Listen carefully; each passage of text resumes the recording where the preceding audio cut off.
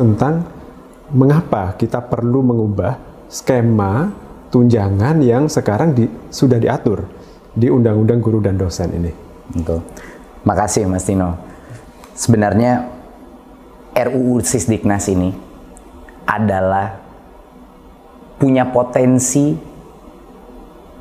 positif terbesar terhadap kesejahteraan guru.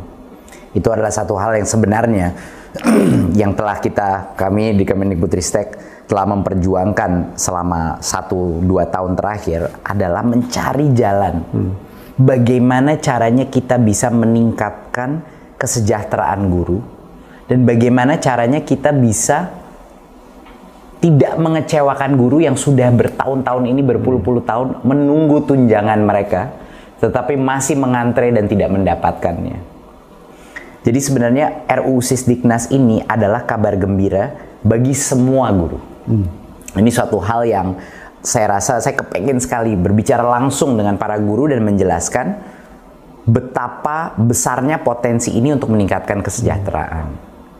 Ya. Kalau RUU Sisdiknas ini terjadi, ada beberapa hal yang akan bisa tercapai.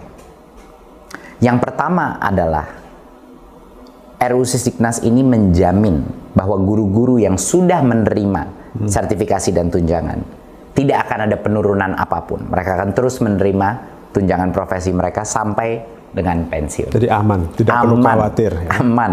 Ada sekitar 1,3 juta guru yang saat ini menerima tunjangan dan mereka aman sampai pensiun.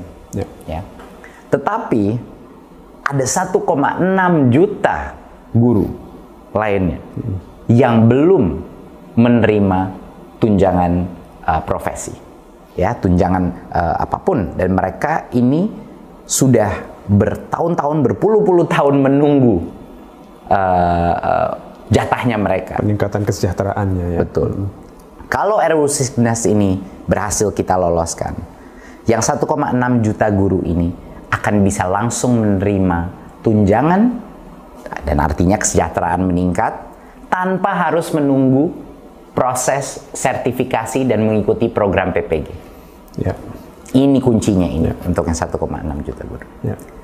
Plus di luar itu, kalau RUU Sisdiknas ini digolkan, untuk pertama kalinya di Indonesia, guru-guru PAUD, saat ini ada sekitar 250.000 guru PAUD, guru-guru pendidikan kesetaraan, dan guru-guru pesantren, itu bisa juga diakui sebagai guru. Dan pada saat mereka memenuhi syarat, mereka bisa juga menerima tunjangan. Ya. Jadi RUU Sisdiknas ini sebenarnya semuanya kabar gembira. Nah, sekarang saya kepengen menanyakan ke Mas Tino, kalau begitu kenapa ada begitu banyak suara-suara dan isu pro kontra yang sekarang sedang tersebar? Yang saya tanyakan Mas Tino. Kira-kira kenapa ini Mas Tino?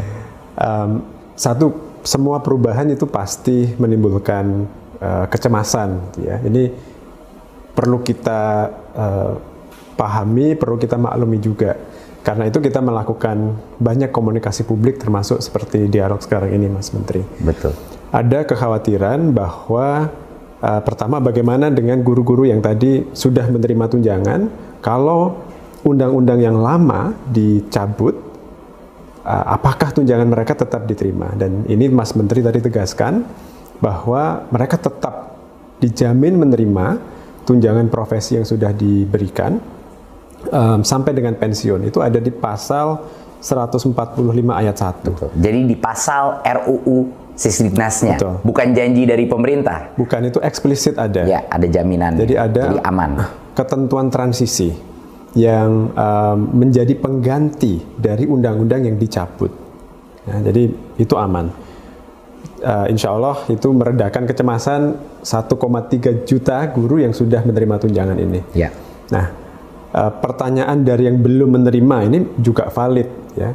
Kalau di Undang-Undang Guru dan Dosen sekarang diberi janji untuk bisa menerima TPG, tapi harus antri pendidikan profesi guru yang bertahun-tahun.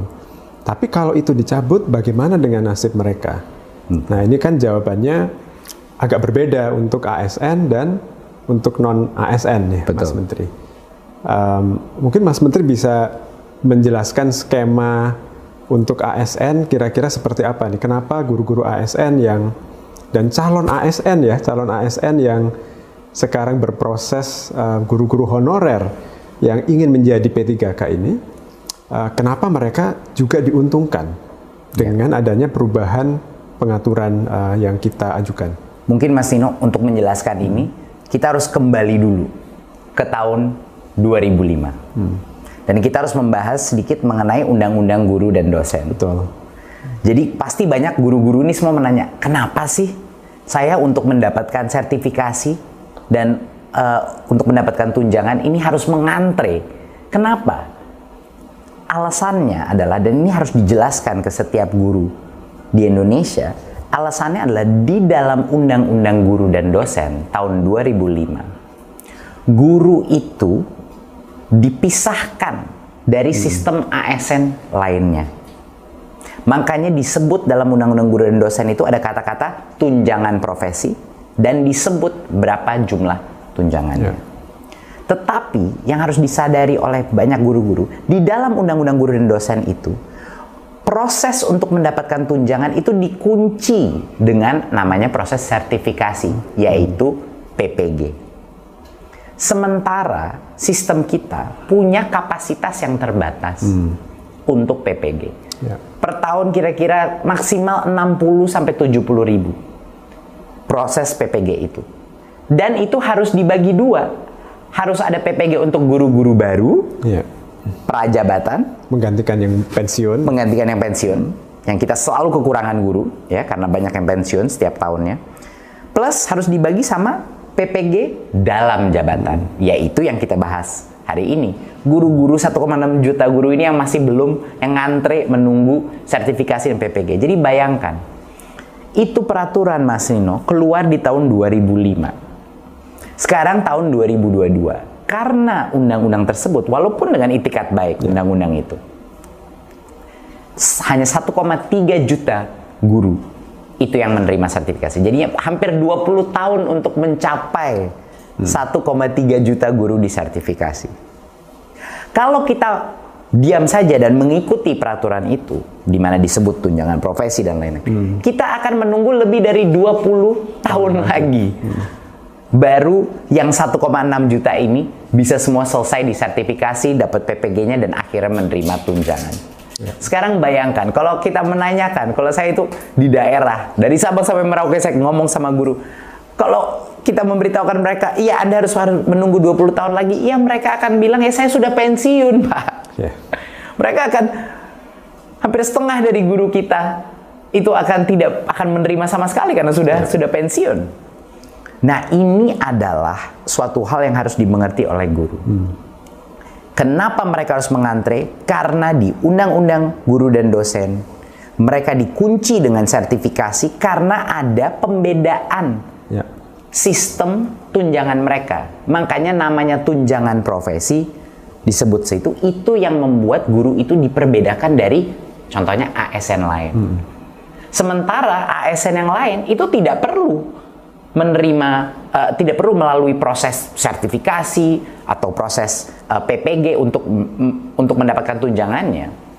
Jadi kalau misalnya Mas Tino, guru-guru ini disetarakan kembali dengan undang-undang ASN, ini untuk guru-guru negeri ya, kalau mereka untuk P3K, guru PNS, kalau mereka disetarakan lagi dengan undang-undang ASN, mereka akan bisa menerima tunjangan langsung tanpa mengantre sertifikasi dan PPG.